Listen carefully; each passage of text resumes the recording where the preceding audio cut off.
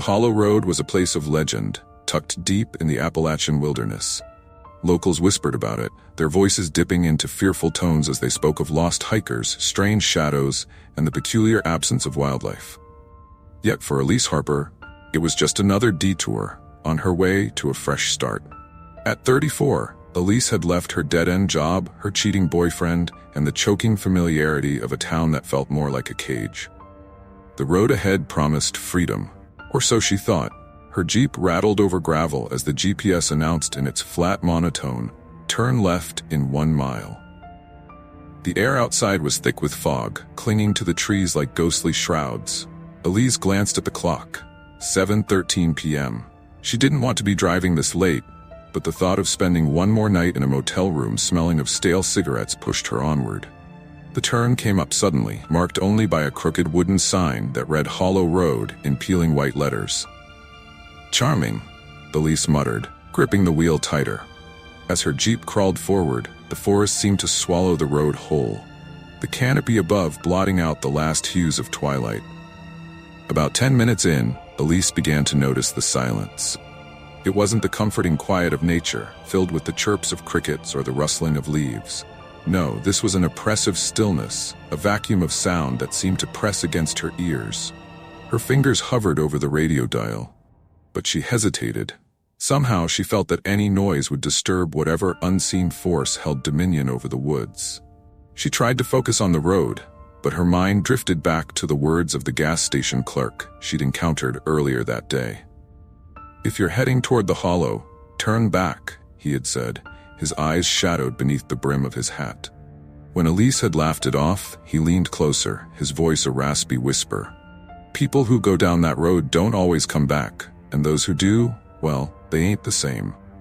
"Superstitious nonsense," she muttered now, shaking her head. But the unease lingered.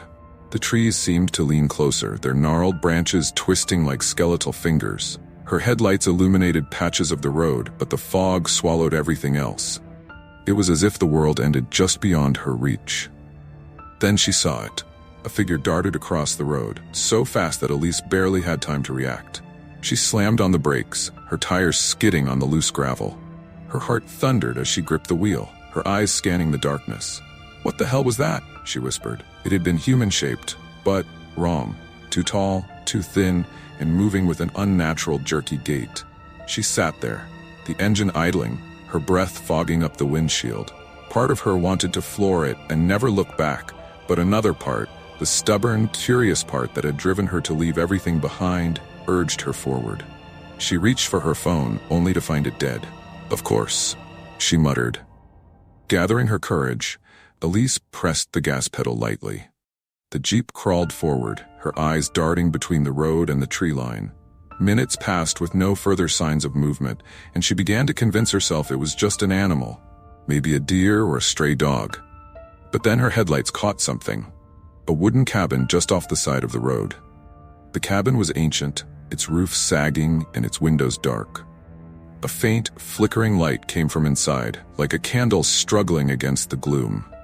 Against all logic, Elise felt a pull toward it, a strange compulsion that tightened her chest and made her hands tremble. She parked on the shoulder, leaving the engine running. Her boots crunched on the gravel as she stepped out, the cold air biting at her skin. The silence pressed heavier now, wrapping around her like a shroud. As she approached the cabin, she saw a sign nailed to the door. The letters were carved deep, as if by someone desperate to leave a message, "Leave before it finds you." Elise stared at the sign, her pulse quickening, but instead of retreating, she found herself reaching for the doorknob. Her mind screamed at her to stop, but her hand moved of its own accord. The door creaked open, revealing a dim interior filled with shadows that seemed to move on their own. And then she heard it, a whisper, soft and chilling, coming from the darkness. "You shouldn't have come here." The whisper sent a shiver down Elise's spine, rooting her to the spot just inside the doorway. Her instincts screamed to run, but the compulsion to stay was stronger, as though the cabin itself had sunk its claws into her. The air inside was colder than the night outside, carrying a damp, musty scent that made her nose crinkle. "Hello?" she called out, her voice trembling. It echoed faintly, bouncing off the warped wooden walls. The candlelight she'd seen earlier flickered from a small table in the center of the room.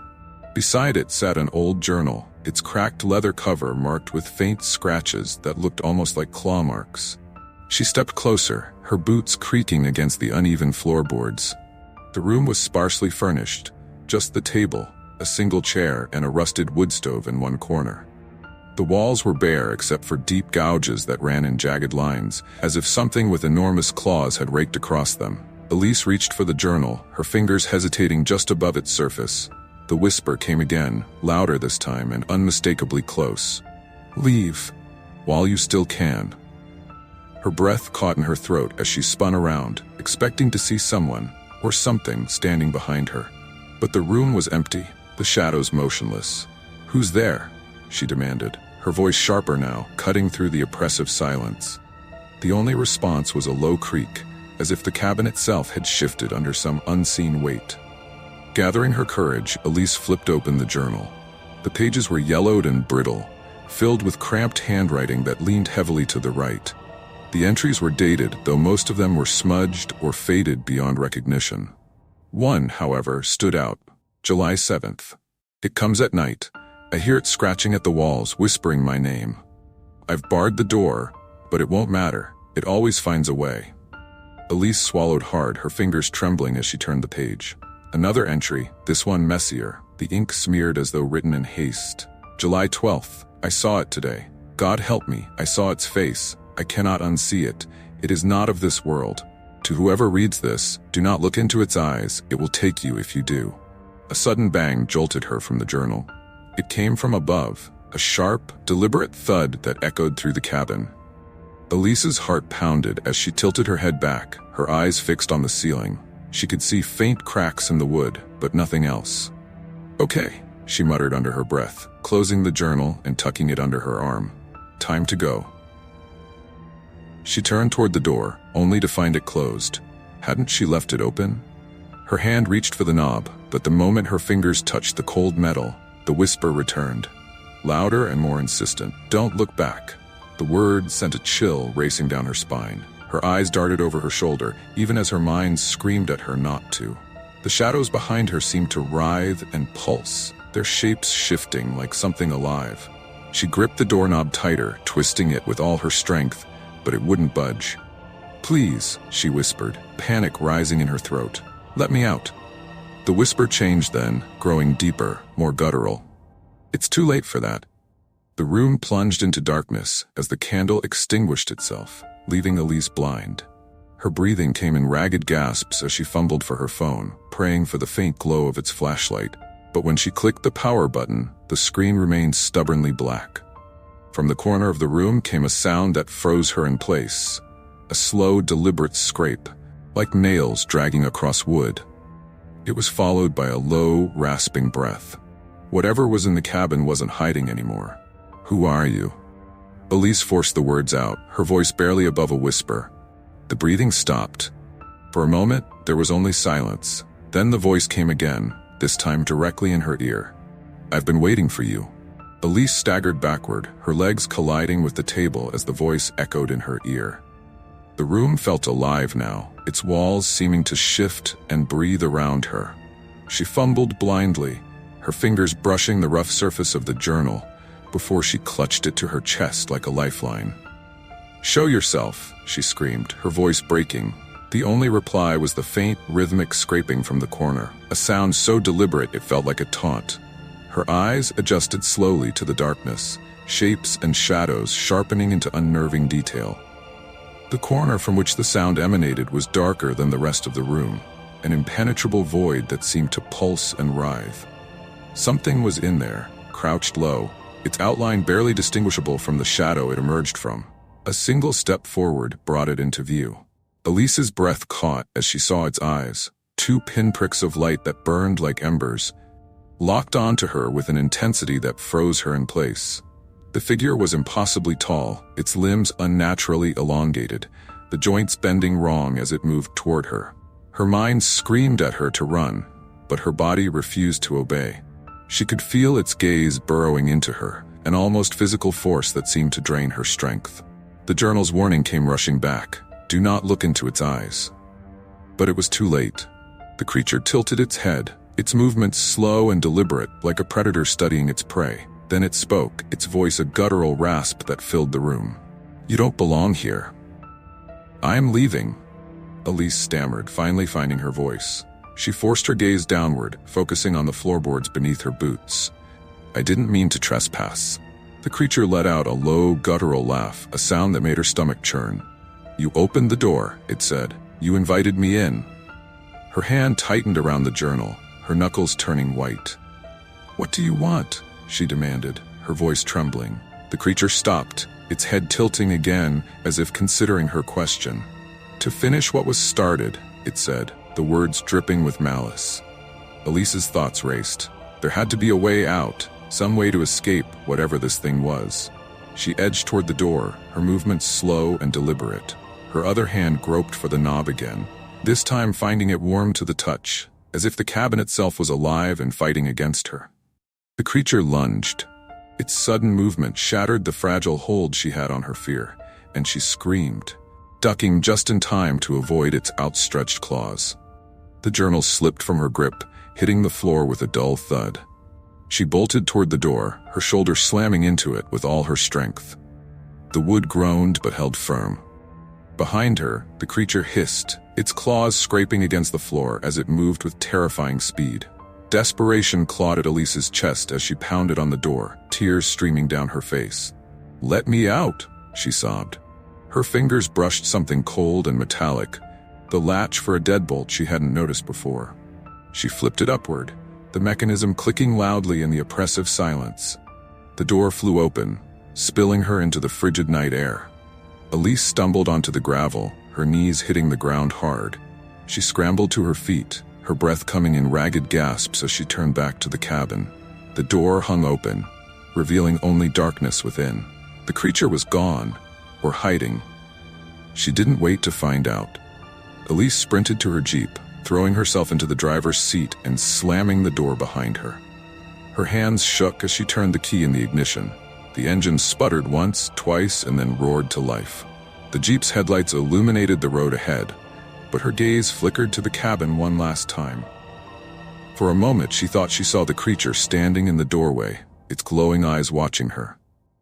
But then it stepped back, melting into the shadows as if it had never been there at all. Elise didn't look back as she sped away, the tires kicking up gravel in her wake. The hollow road seemed endless now, the forest pressing closer, the fog thicker than before. But she kept driving, her hands gripping the wheel so tightly her knuckles ached. And then, as the road began to widen and the trees thinned, a faint sound reached her ears, a whisper, soft but unmistakable. "You can't outrun me." Elise's Jeep roared down the hollow road, the needle on the speedometer climbing higher than she'd ever dared to push it before. Her breath came in ragged gasps, each inhale a desperate plea for the nightmare to end. The whisper that had followed her out of the cabin echoed in her mind, as if it had embedded itself deep in her subconscious. "You can't outrun me." Her hands trembled on the wheel, but she forced herself to keep her eyes on the road. The fog was thicker now, a swirling wall of gray that seemed to close in with every passing second. The GPS had stopped working entirely, its screen frozen on an empty grid. She was driving blind, with only the faint glimmer of her headlights to guide her. The road ahead suddenly split into two paths, neither marked nor illuminated. Elise slammed on the brakes, the Jeep skidding to a halt as gravel sprayed into the air. Her heart pounded as she leaned forward, trying to make out any details in the suffocating darkness. The left path was narrower, almost completely swallowed by trees. The right was slightly wider, but both looked equally foreboding. A faint sound reached her ears, laughter, high and childlike, drifting through the trees on the left. Her skin prickled as she gripped the wheel tighter. There was no way a child could be out here. "Stay calm," she whispered to herself. "It's not real." But then the laughter came again, louder this time, and followed by a sing-song voice that sent chills racing down her spine. "Elise, come play with us." She jerked back, her blood turning to ice. How did it know her name? The journal's warnings resurfaced in her mind. It whispers. It calls to you. Don't listen. Gritting her teeth, she veered right, the tires crunching over the gravel as she sped down the wider path. Her headlights cut through the fog in weak beams, revealing fleeting glimpses of trees that seemed to lean closer with every mile. Minutes passed, or maybe hours. It was impossible to tell. The forest seemed endless, the road stretching on forever. Her mind began to play tricks on her. Shadows darted at the edges of her vision, and whispers filled the Jeep's cabin, faint but persistent. "Elise, you shouldn't have come here." Her grip on reality began to fray. She slapped the radio in desperation, hoping for a burst of music or even static to drown out the voices. Instead, the speakers crackled to life with a chilling sound, the low, guttural laugh of the creature she'd seen in the cabin. "Stop it!" she screamed, her voice breaking. She slammed her palm against the dashboard, her eyes darting to the rearview mirror. For a split second, she saw it. The glowing eyes, the impossibly long limbs crouched in the back seat. She screamed, jerking the wheel to the side. The Jeep swerved violently, the tires skidding on loose gravel before finding traction again. When she looked back, the backseat was empty, but her chest heaved as though she'd run a marathon. "Get a grip," she muttered, her voice trembling. "It's just in your head." But even as she said it, she knew it wasn't true. Whatever was haunting her wasn't just in her mind, it was real and it was relentless. Finally, the trees began to thin and the fog lifted slightly, revealing a clearing ahead. Relief surged through her as she spotted a dilapidated wooden bridge spanning a narrow, rushing river. Beyond it, the faint outline of a town shimmered like a mirage. Elise didn't hesitate. She gunned the engine, the Jeep bouncing over the uneven planks of the bridge. The tires groaned beneath her, and for a heart-stopping moment, she thought the whole structure would collapse. But she made it across, the town growing clearer with every second. She pulled into the first gas station she saw, slamming the brakes and throwing the Jeep into park. Her hands shook so violently that it took her 3 tries to unbuckle her seatbelt. She stumbled out, her legs weak beneath her, and collapsed against the hood, gulping in the cool night air. The station's fluorescent lights flickered above her, a welcome contrast to the oppressive darkness of the hollow. She glanced toward the road she'd just come from, half expecting to see the creature standing there, watching her. But the road was empty, silent. A man in a grease-stained jumpsuit emerged from the gas station, his expression wary. "You okay, miss?" he asked, his voice rough but kind. Elise opened her mouth to respond, but no words came out. Instead, she thrust the journal toward him, her hands trembling. He took it, his brow furrowing as he flipped it open. After a moment, his face paled, and he closed it quickly. "You came through the hollow, didn't you?" Elise nodded, tears streaming down her face. "What is it?" she whispered. "What's out there?" The man shook his head, his eyes filled with pity. "You should have never gone down that road. Once it's got its eye on you." He trailed off, glancing over her shoulder toward the darkness beyond the clearing. "You can't get away from it. Not really." Her stomach dropped. "What do you mean?" He handed the journal back, his hands shaking. "You might leave the hollow, but it doesn't leave you. You'll see." As he turned to go back inside, Elise caught a glimpse of her reflection in the Jeep's window. Her heart stopped. Behind her, glowing faintly in the shadows, were 2 pinpricks of light, watching.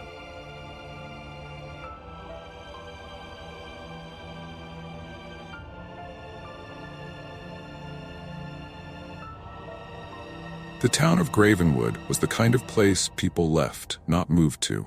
Nestled in the shadows of a sprawling forest older than any recorded history, it was barely more than a dot on the map.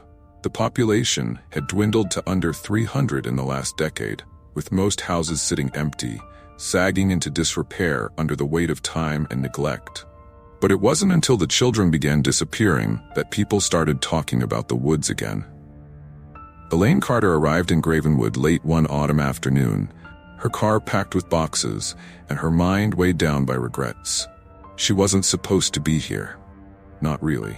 Moving back to her late grandmother's home, a drafty Victorian monstrosity on the edge of the forest, felt like a concession to failure. Her art career had sputtered, her relationship had collapsed, and this, it seemed, was all that was left. "You'll hear things," the old gas station attendant had warned her when she stopped for directions. He looked at her like she was a moth flying straight into a flame. "In the woods, I mean. They talk sometimes." Elaine had laughed it off, but now, standing on the creaking porch of her grandmother's house, as the wind rustled through the towering oaks, she found herself glancing toward the tree line. The forest loomed there like a wall of shadows, impenetrable and indifferent. A single crow called out, its cry harsh and grating in the silence. Inside, the house smelled of mildew and dust. The furniture was draped in yellowed sheets, and the air was heavy with the scent of decay. Elaine sighed and dropped her keys onto the warped kitchen counter. This was her life now. She had told herself she'd make it work, but as she wandered through the dim, cavernous rooms, she couldn't shake the feeling that the house was watching her. The first night passed uneventfully, though she didn't sleep well. The creaks and groans of the old house had kept her on edge, and twice she thought she heard footsteps outside her bedroom door. The next morning, she convinced herself it was just her imagination. Still, she locked the door before leaving to explore the town. Gravenwood wasn't much to look at. The main street was a stretch of cracked asphalt, flanked by shuttered storefronts and a single diner. Inside, a handful of locals nursed cups of coffee, their conversations hushed. When Elaine entered, the chatter stopped entirely. She felt their eyes on her as she slid into a booth and ordered a sandwich from the grim-faced waitress. "You're the Carter girl, ain't you?" a man finally said, breaking the uncomfortable silence. He was old, his face weathered and lined like tree bark. "Your grandma kept to herself, but she knew about the woods." "What about the woods?" Elaine asked, her voice steady, despite the shiver that ran down her spine. The man hesitated, his gaze shifting toward the window as if the forest could hear him. "Just don't go in too deep," he said finally. "People get lost in there, and sometimes they don't come back." Elaine wanted to laugh it off, but there was something in his tone that made the air feel colder. That night, as she unpacked her things, she thought about what he'd said. The woods, her grandmother, the disappearing children, it was all just small-town superstition, wasn't it? But when the sound of whispering drifted through her open window, soft, lilting voices that seemed to come from the trees, Elaine began to wonder. Elaine spent the next morning on edge. The whispers from the night before had been too vivid to dismiss as a dream, yet when she ventured outside at dawn, there was no sign of anyone. She scanned the tree line, the towering oaks and maples standing sentinel over her grandmother's yard. The air felt heavy, as though the forest was holding its breath. By mid-afternoon, her resolve wavered. She couldn't live like this, haunted by the whispers of a windless night. She decided to ask around the town about the disappearances and the forest. There had to be a rational explanation.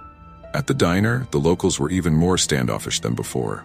Her attempts at small talk were met with muttered excuses, and she felt their eyes on her back as she left. Only the waitress, a woman about her age named Carly, was willing to speak with her. "You want to know about the kids, don't you?" Carly asked as she poured Elaine a fresh cup of coffee. Elaine nodded, leaning in closer. I heard things last night, in the woods." Carly's expression darkened. She set the coffee pot down with a clatter and slid into the booth across from Elaine. "People here don't like to talk about it," she said, lowering her voice. "But it's been happening for years, always the same. Kids vanish, no trace, and there's always something about the woods." "Like what?" "Voices. Shadows moving where there shouldn't be any. Some people say they've seen lights in the trees like lanterns, but there's never anyone there. My brother, he was one of the ones who disappeared." "I'm so sorry," Elaine murmured, her chest tightening. "It's been 10 years, Carly said, her voice cracking.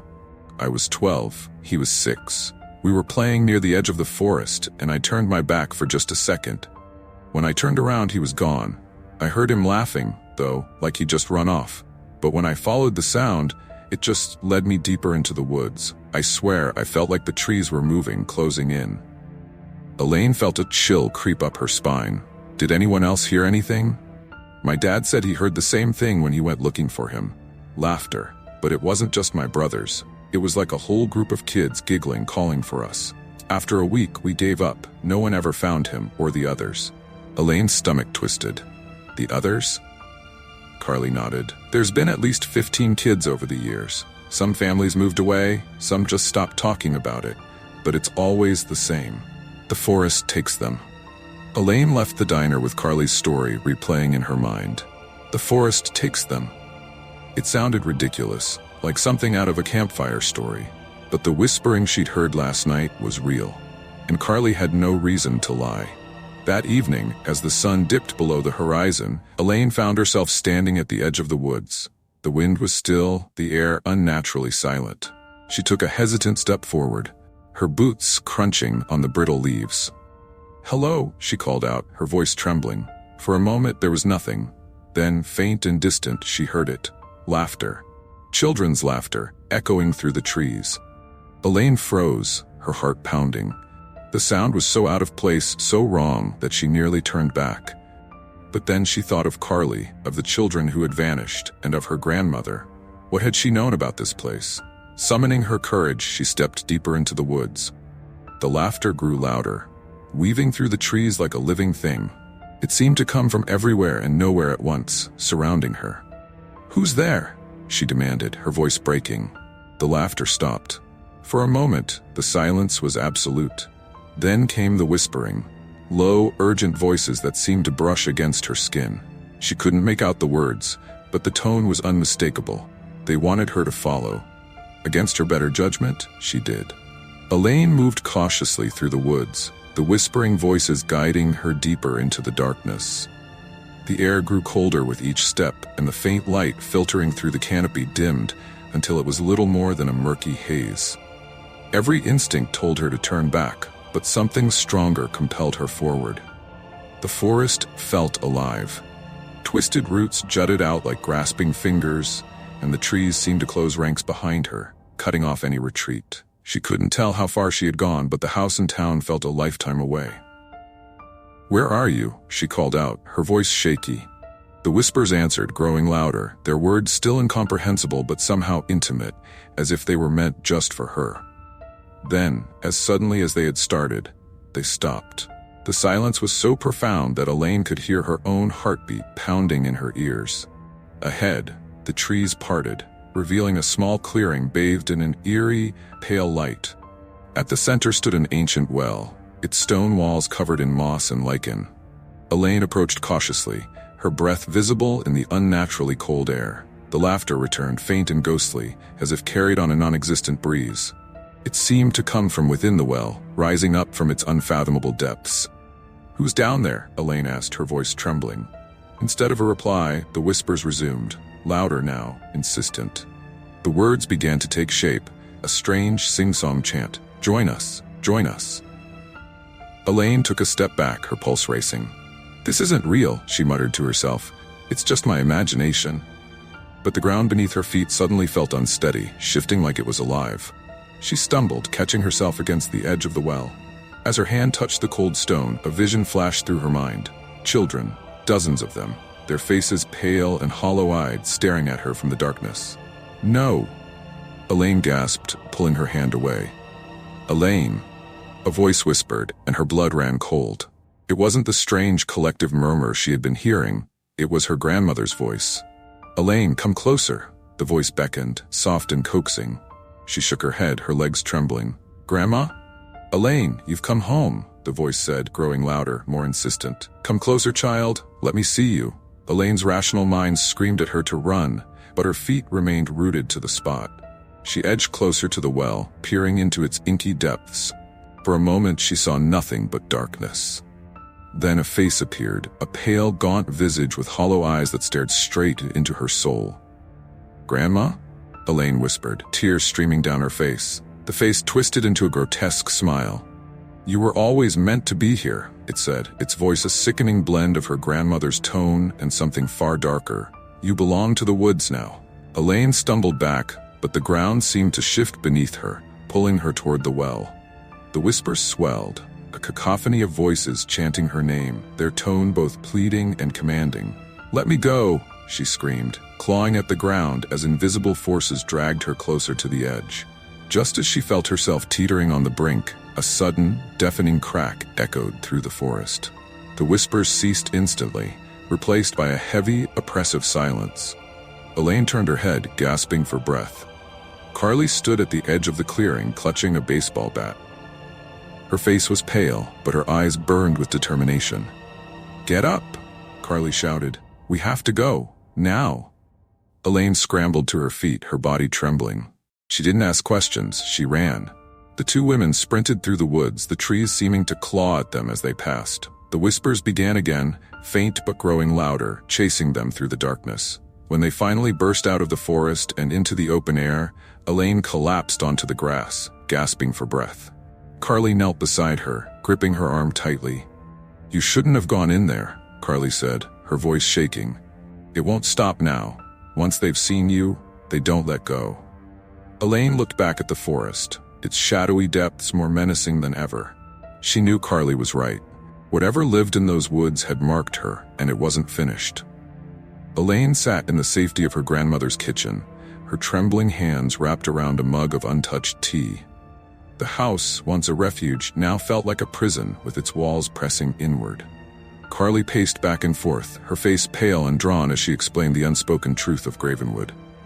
"It's not just the forest," Carly said, her voice low and urgent. "It's what's in the forest. Something ancient, something hungry." Elaine's eyes widened. "You're saying it's alive?" "It's more than alive," Carly replied, her voice cracking. "It's awake, and it's been waiting, for you." Elaine froze. "What do you mean, for me?" Carly stopped pacing, fixing her with a grave stare. "Your grandmother, she wasn't just some recluse. She was the caretaker. She knew how to keep it quiet, how to stop it from taking anyone. But when she died, it got restless." Elaine's chest tightened. "Caretaker? She never mentioned anything like that. She never even let me visit her here." "That was the point," Carly said. "She wanted to protect you, but now you're here, and it knows. That thing in the woods, it's tied to your family. I don't know how, but it is, and it won't stop until it has you." Elaine's mind raced, the pieces of the puzzle falling into place. The whispering voices, the laughter, the face in the well. It wasn't random. It had been calling her all along, drawing her closer. "What do we do?" Elaine asked, her voice barely above a whisper. Carly hesitated, her expression grim. "There's an old ritual, something your grandmother used to do to keep it at bay. But it's dangerous." Elaine didn't hesitate. "Tell me." That night, the two women stood at the edge of the forest, armed with candles, salt, and an old, leather-bound book Carly had found among her grandmother's belongings. The air was thick with the scent of damp earth, and the shadows seemed to writhe and stretch, as though aware of their presence. "We have to go to the well," Carly said, her voice steady despite the fear in her eyes. "That's where it's strongest." Elaine swallowed hard, clutching the book to her chest. She didn't trust her own voice, so she nodded and followed Carly into the woods. The path was overgrown and treacherous, but they pressed on, the faint glow of their candles the only source of light. When they reached the clearing, the well loomed before them like a gaping maw. The whispers began immediately, louder and more insistent than before. The voices seemed to come from all around them, blending into a dissonant chorus that made Elaine's head throb. "Start the circle," Carly said, her hands trembling as she poured a ring of salt around the well. Elaine opened the book, her eyes scanning the faded, spiry script. The words were written in a language she didn't understand, but something deep inside her seemed to recognize them. She began to chant, her voice low and unsteady. The whispers grew louder, rising to a fever pitch. The ground beneath them trembled, and the trees seemed to sway despite the stillness of the air. Shadows slithered along the forest floor, coalescing into vaguely humanoid shapes that circled the women. "Keep going," Carly shouted, her voice barely audible over the cacophony. Elaine's voice grew stronger, the ancient words flowing from her lips like a river. The shadows recoiled, their forms flickering and dissolving as the circle of salt began to glow. Then, from the depths of the well, a deafening roar erupted. The air turned icy, and a column of darkness surged upward, twisting and writhing like a living thing. It had no face, no form, but its presence was suffocating, a weight that pressed down on Elaine's chest and stole the air from her lungs. "You cannot defy me," it hissed, its voice 1,000 whispers in one. "I am the forest. I am eternal." Elaine stumbled but held her ground, her voice unwavering as she completed the chant. The column of darkness writhed violently, its edges fraying like smoke caught in a gale. "No," it roared, its voice shaking the earth. With a final piercing scream, the entity imploded, collapsing in on itself and disappearing into the well. The forest fell silent, the oppressive weight lifting as if a storm had passed. Elaine collapsed to her knees, gasping for breath. Carly knelt beside her, her face pale but triumphant. "It's over," Carly said, her voice barely a whisper. Elaine shook her head, her gaze fixed on the well. "Not over," she murmured. "Not forever. It's just sleeping again." Carly didn't argue. She helped Elaine to her feet, and together they made their way out of the forest. The shadows no longer pursued them, but Elaine could feel the woods watching, waiting. As they reached the edge of the trees, Elaine turned back one last time. The forest stood silent and still, but she knew the truth. It was still there, and it would never truly let her go.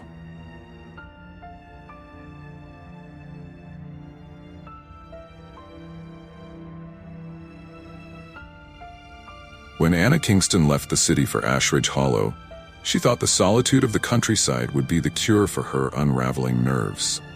The whispers at work, the incessant noise of her apartment neighbors, and her growing paranoia had driven her to this decision.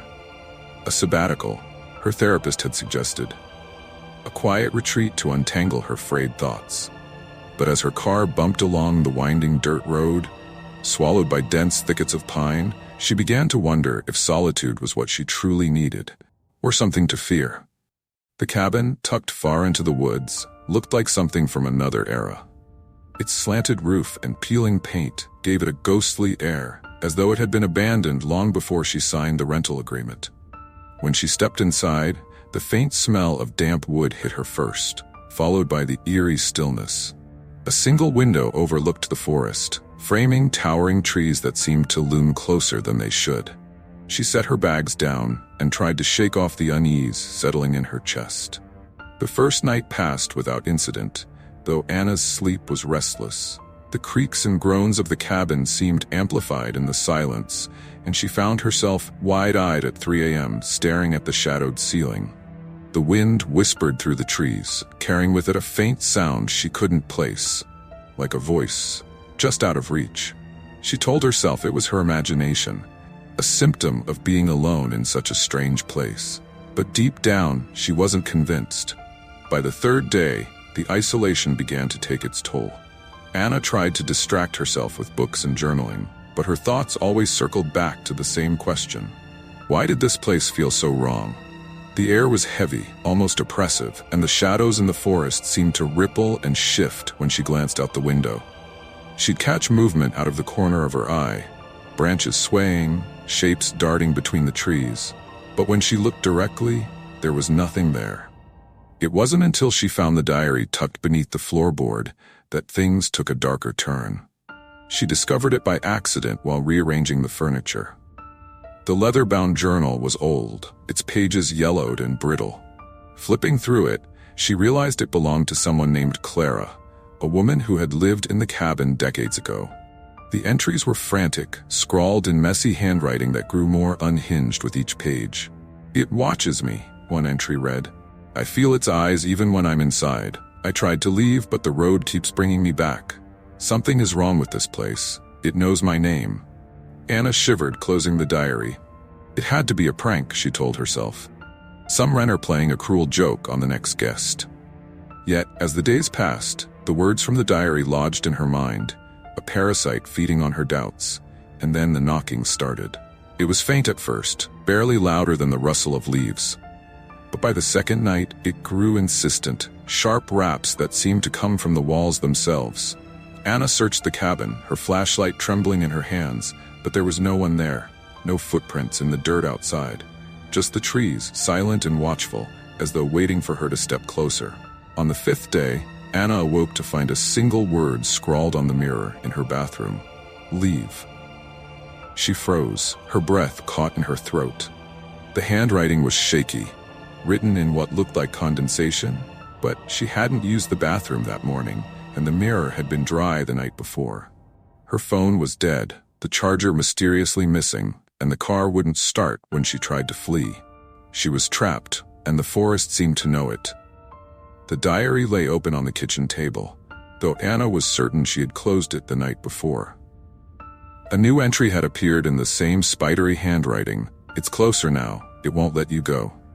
Anna sat in the cabin's only chair, staring at the diary as though it might burst into flames. Her hands trembled, clutching a mug of untouched coffee that had long since gone cold. The entry couldn't be real.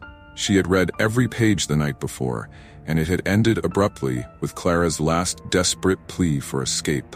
But now, those 6 words burned into her mind. It's closer now. It won't let you go. A sharp knock jolted her out of her daze. It came from the door this time, loud and deliberate. She froze, her heart pounding. Who would come all the way out here? The road to the cabin was nearly impassable without a specific map, and no one knew she was here except her therapist and the rental agent. "Hello?" she called, her voice shaking. The knock came again, harder this time.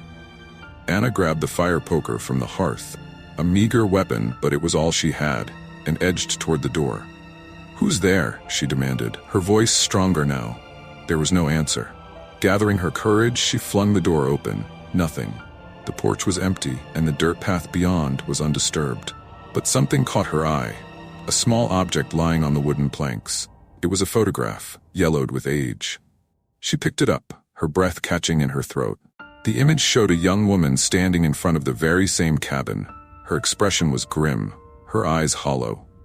Scrawled on the back in faded ink were the words, "Clara, 1962. Anna slammed the door shut, bolting it for good measure. The photograph felt hot in her hand, as though it carried the weight of the woman's despair. She tossed it onto the kitchen table next to the diary and paced the room, her mind racing. What was happening? Was someone trying to frighten her? Or was she truly losing her grip on reality? As night fell, the cabin seemed to close in on her. The walls felt tighter, the air heavier. Every creak of the floorboards sent a spike of panic through her chest. She lit every candle she could find, their flickering light barely cutting through the oppressive darkness. And then she heard it again. The knocking. But this time, it wasn't coming from the door. It was coming from the window. She turned slowly, her breath hitching.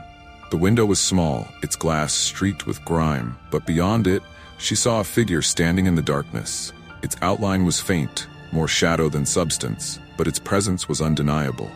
It didn't move, didn't speak. It just stood there, watching. Anna backed away, clutching the fire poker like a lifeline. "Go away," she screamed. The figure didn't react. She turned to grab her phone, desperate to call for help, but remembered it was dead. When she looked back at the window, the figure was gone. The hours dragged on, each one heavier than the last. Sleep was impossible. Every time Anna closed her eyes, she felt the figure watching her. Its shadow burned into her mind. She tried to distract herself by reading the diary again, searching for answers. She flipped through the pages, hoping to find some details she had missed. That's when she noticed something chilling. The handwriting was changing. The frantic scrawl that had been Clara's was now smoother, more deliberate. The entries were no longer Clara's, they were Anna's. "It's in my head. I can feel it watching, whispering. It knows my name. It knows who I am." Anna recoiled, the diary falling from her hands. Her chest heaved as panic clawed at her throat. She hadn't written those words. She was certain of it. And yet, the handwriting matched hers perfectly. Desperation drove her to action. She grabbed her coat and flashlight and fled into the night. The forest was a black abyss, the path barely visible beneath the weak beam of light. Branches scraped her arms as she pushed forward, her only thought to escape. But no matter how far she walked, the path seemed to loop back on itself. The trees began to blur together, and the oppressive silence gave way to whispers, soft and insidious, like a dozen voices murmuring just out of reach. "Stop it!" Anna cried, spinning in place. "Leave me alone!" Her voice echoed through the forest, swallowed quickly by the void. The whisper stopped, replaced by a single chilling sound, a deep, guttural laugh. She turned and ran, her heart pounding. The laughter grew louder, chasing her through the trees. She tripped on a root and fell hard, the flashlight flying from her hands. Scrambling to her feet, she saw it again, the figure, now closer than ever. Its shape was still indistinct, but its eyes glowed faintly in the darkness, twin orbs of malevolence. "Why are you doing this to me?" Anna screamed, tears streaming down her face. The figure tilted its head as though considering her question. Then, in a voice that was both distant and intimate, it answered, Because you belong to me now. Anna stumbled backward, her heart pounding as the figure's words echoed in her mind. Because you belong to me now. The voice had sounded hollow yet all-encompassing, as though it had bypassed her ears and burrowed directly into her thoughts. She scrambled to pick up the flashlight, its beam trembling as she pointed it toward where the figure had stood. It was gone. The forest was silent again, but not empty. The shadows between the trees felt alive, writhing and shifting like living things. Anna turned in circles, her breath ragged. She tried to find the path back to the cabin, but the forest had transformed, its layout alien and unrecognizable. Even the trees seemed to lean toward her, their skeletal branches reaching like claws. I have to focus, she thought, forcing herself to breathe deeply. She needed a plan. If she could find the cabin, she could barricade herself inside until daylight. The thought of returning to that cursed place sent a shiver down her spine, but wandering aimlessly in the dark seemed far worse. She retraced her steps, or at least tried to. The forest seemed to shift with every step she took, twisting into an endless maze. The whispers returned, louder now, no longer hiding in the periphery. They spoke her name in disjointed, overlapping voices. Anna. Anna. Why did you come here, Anna? She clamped her hands over her ears, but the voices were inside her head. Stop it, she screamed, her voice cracking. And then, they did. The sudden silence was deafening, oppressive. Anna lowered her hands, her body trembling. She turned a corner and froze. In the clearing ahead was the cabin, but it looked different. The windows were dark and smoke curled lazily from the chimney, a chimney she hadn't used. Impossible, she whispered. She had locked the door, left the cabin dark and empty, but now it felt alive. A faint orange glow emanated from inside, flickering like firelight. Her legs moved on their own, carrying her toward the cabin despite every instinct screaming to run the other way. The front door creaked open as she approached, revealing nothing but darkness inside. The warm glow she'd seen moments ago was gone. Hello? She called hesitantly, gripping the fire poker she'd brought with her from earlier. Her voice echoed back, distorted and unfamiliar. As she stepped inside, the door slammed shut behind her. She spun around, tugging at the handle, but it wouldn't budge. The air in the cabin felt heavy, charged, as though the walls themselves were holding their breath. She turned back toward the room and gasped. The diary was open on the table again, but this time, the pages were flipping on their own. A cold wind swept through the room, carrying with it the faint scent of decay.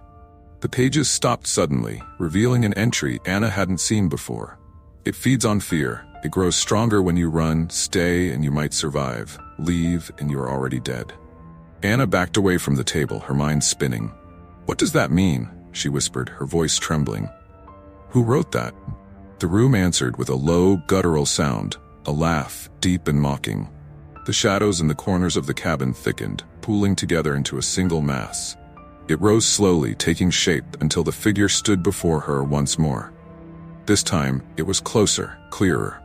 Its form was still indistinct, like smoke caught in a vague humanoid outline, but its eyes burned like coals. What do you want from me? Anna demanded, her voice barely above a whisper. The figure tilted its head, as though amused by her defiance. You invited me, it said, its voice like gravel sliding over ice. No, I didn't, Anna shouted. I don't even know what you are. The figure moved closer, its form flickering like a dying flame. You came to the hollow. You read the words. You woke me. Anna's knees buckled, and she sank to the floor, her mind racing. The diary, the entries. Had she unknowingly summoned this thing? Was Clara's fate now her own? The figure crouched before her, its face, were what passed for one mere inches from hers. Its voice softened, almost a whisper. It's not the place that's cursed, Anna. It's you. You've always been mine. The words hit her like a physical blow. Memories she couldn't place began to surface. Fragments of dreams, moments of inexplicable dread from her childhood, the unshakable feeling of being watched. No, she murmured, shaking her head. That's not true. The figure reached out, its smoky hand brushing against her cheek. The sensation was ice cold, like death itself. You felt me your whole life, it said, and now I've come to claim what's mine. Anna stared into the figure's burning eyes, her body paralyzed by its touch. The memories it claimed she had, the moments of inexplicable dread, the unshakable sense of being watched, flooded her mind like a tidal wave. It was as if the creature had torn open a door inside her, revealing truths she had buried deep within. "Why me?" she choked out, her voice barely audible. "What do you want from me?" The figure didn't answer immediately. It rose to its full height, towering over her like a shadow come to life. Its form flickered and warped, its edges dissolving into smoke and reforming with each passing second. When it finally spoke, its voice was both gentle and horrifying, like a lover's whisper, mixed with the scrape of nails on glass. "You don't understand yet, do you? You're not running from me, Anna. You're running from yourself." The words made no sense, yet they struck a chord deep inside her. She clutched the fire poker, her knuckles white as she forced herself to her feet. "I don't believe you," she said, her voice trembling but defiant. The figure laughed, a low, guttural sound that seemed to vibrate through the cabin's walls. "Then why are you still here? Why didn't you leave when you had the chance?" Anna opened her mouth to reply, but faltered. The truth was, she didn't know. Something had drawn her to this place, something she couldn't explain. It wasn't just the isolation or the need for a sabbatical. It was as though a part of her had been searching for the hollow her entire life. The figure leaned closer, its fiery eyes boring into hers. "You called me because you needed me, because you wanted to remember." "Remember what?" she shouted, her frustration boiling over. "What are you talking about?" The figure's form rippled, and suddenly the cabin around her began to change. The walls stretched and warped, the wood groaning as though alive. Shadows spilled across the room, consuming everything in their path. And then, as quickly as it had begun, the transformation stopped. Anna gasped. She was no longer in the cabin. She was standing in a clearing, the trees around her twisted and blackened, their branches like skeletal hands clawing at the sky. In the center of the clearing was a mirror, tall and ancient, its surface rippling like water. The figure stood beside it, motionless. "Look," it commanded. Anna hesitated, every instinct screaming at her to run. But something about the mirror drew her in, a pull she couldn't resist. Slowly, she stepped forward and peered into its surface. At first, she saw only her reflection, pale, trembling, her eyes wide with fear. But then the image began to shift. Her face twisted, contorted, until it became unrecognizable. The scene changed, showing flashes of her life. The moments of terror she'd brushed off as paranoia, the nightmares she'd dismissed as meaningless. And through it all, the figure was there, lurking in the background, watching her. "No," she whispered, stumbling back. "This can't be real." "It's real," the figure said, stepping closer. "You've always been a part of the hollow, Anna. You can't escape what you are." Tears streamed down her face as the truth sank in. The hollow wasn't just a place, it was a part of her. The fear, the whispers, the sense of being watched, they had been with her since birth, growing stronger the closer she came to this moment. "I don't want this," she cried. "I didn't choose this." The figure's fiery eyes softened, almost pitying. "You didn't have to choose. The hollow chose you." Anna dropped the fire poker, her strength draining away. She sank to her knees, the weight of the revelation crushing her. The shadows of the forest crept closer, enveloping her in their cold embrace. "Is this the end?" she asked, her voice barely a whisper. The figure knelt before her, its smoky form solidifying for the first time. Its hand reached out, brushing against her cheek. "No, Anna. This is only the beginning. You are the hollow now, and the hollow is you." The last thing Anna saw before the darkness consumed her completely was the reflection in the mirror. It was no longer her own face staring back. It was the figure's. When the cabin was found weeks later, it was empty. The diary lay open on the table, its pages blank.